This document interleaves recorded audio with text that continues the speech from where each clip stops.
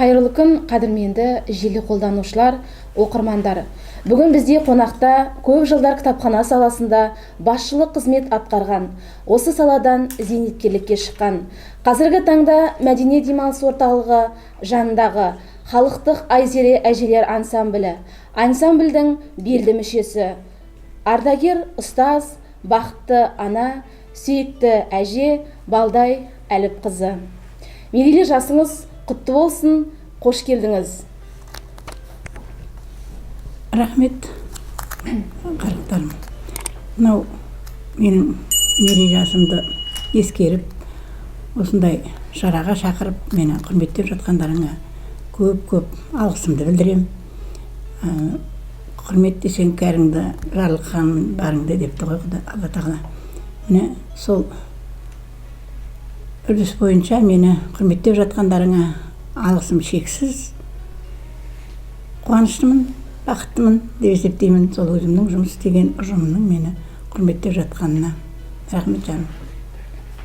Әйел үйдің берекесі, ошақ анасы, ұрпақта әкелуші, сонымен бірге қоғамда да алар орны ерекше.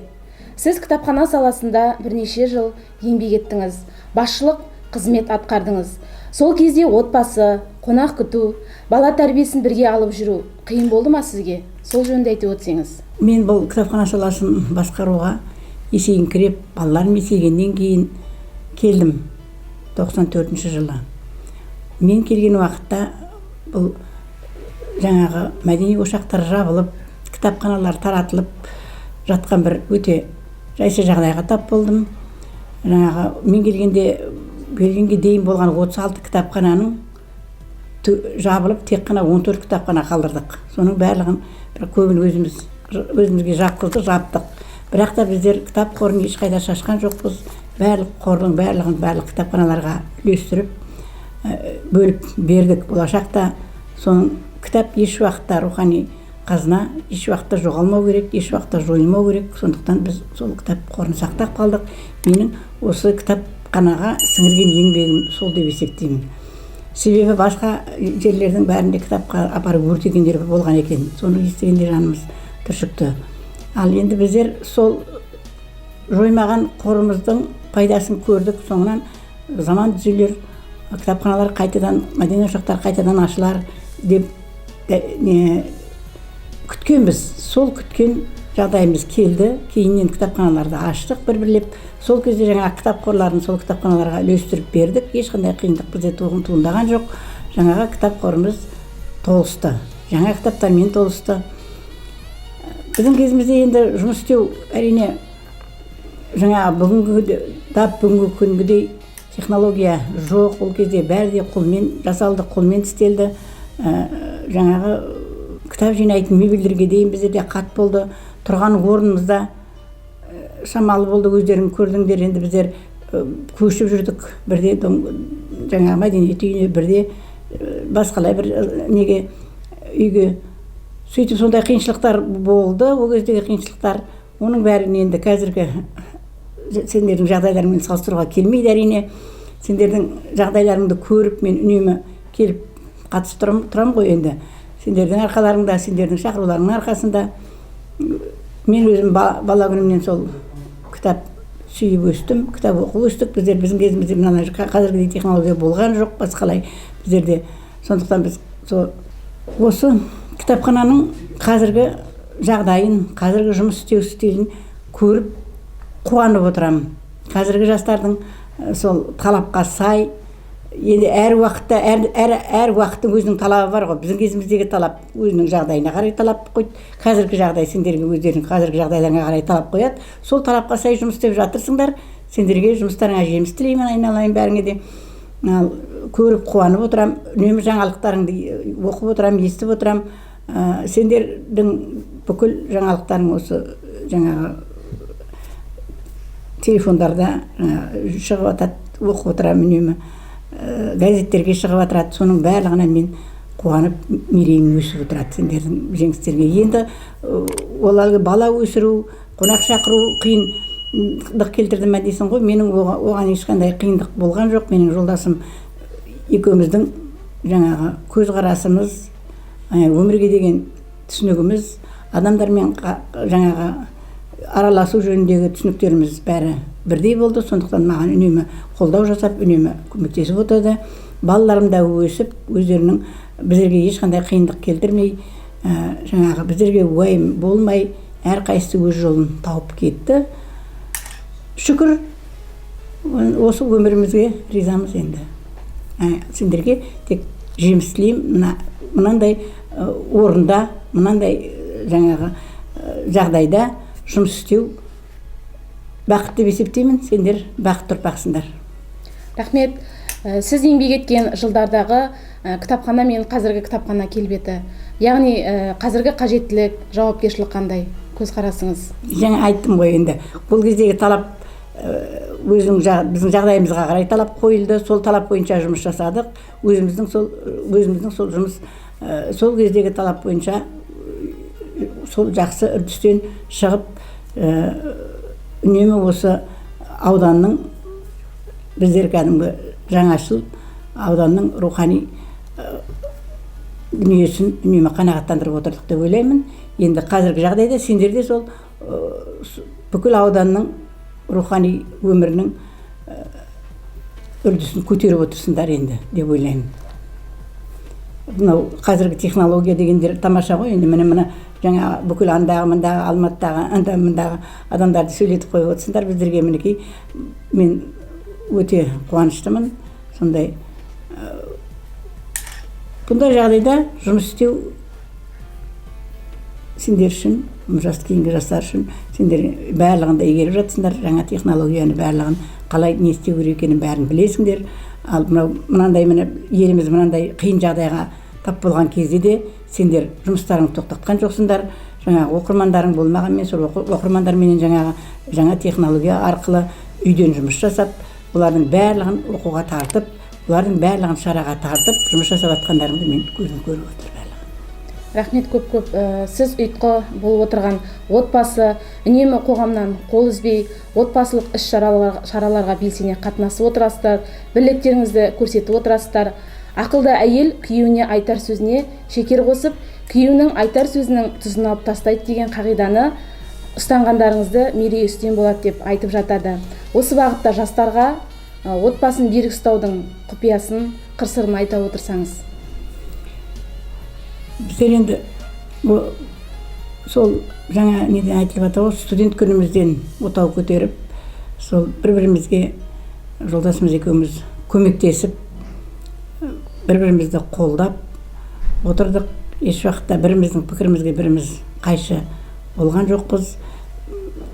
Пікіріміз, көзқарасымыз өмірге деген бірдей болды. Ол да жаңағы мәдениетті, өзіміз өнеріміз болмағанмен де өнерді, мәдениетті сүйдік. Сол өнерде жүрген, мәдениет жаңағы жолында жүрген адамдардың барлығында жақсы көрдік. Жаңа көркем әдебиетті сүйіп оқыдық. Күнделікті баспасөзбен үнемі танысып отырамыз. Ауылдың, елдің жаңалықтарын үнемі бірдей көріп, бір-бірімізбенен пікір алысып отырамыз, талдап отырамыз соны балалардың көзінше. Енді жаңағы айтқан әйел адам ер адамнан бір саты төмен тұру керек деп айтады ғой. Бірақ та біздер сол бір саты төмен тұрған жоқпыз, қатар жүрдік, шыны керек. Мен біздер балаларымызды бағуға, балаларымызға ақыл айтуға, балаларымызды тәрбиелеу уақытымыз болған жоқ. Біздің 20 балаларым өсіп кеткенше мен мұғалім болдым. Мұғалімдердің жағдайын білесіңдер ғой енді. Уақыт жоқ, үйде де сен келгенде дәптеріңді қарайсың, планың, жоспарыңды жазасың. Сонымен уақыт болған жоқ. Бірақ енді әйтеуір Алланың көзі түзу болып, балаларымыз саналы болып өсті, өз жолдарын тауып кетті. Енді татулық деген сол жаңағы қазір келін бала ұстап отырмыз. Бір-бірімізді тыңдап, кішілік орнын білдіріп келін, ене өзінің орнын білдіріп, жаңағы үстемдік жүргізбей, үлкендігін білдірмей, жаңағы келіннің сол осы жаңадан келген отбасына сіңісіп кетуіне ененің бірден бір рөлі бар деп ойлаймын. Егер жаңағы түрпектеп әрбір басқан қадамын сын айтып отырсаң, ол да жаңағы еркін өзінің үйінде тәрбиеленіп келген біреудің жас баласы, ол көбіне шыдай алмай қалады деп есептеймін. Сондықтан мен үнемі тек қана көріп, сырт көзбен сынап отырам.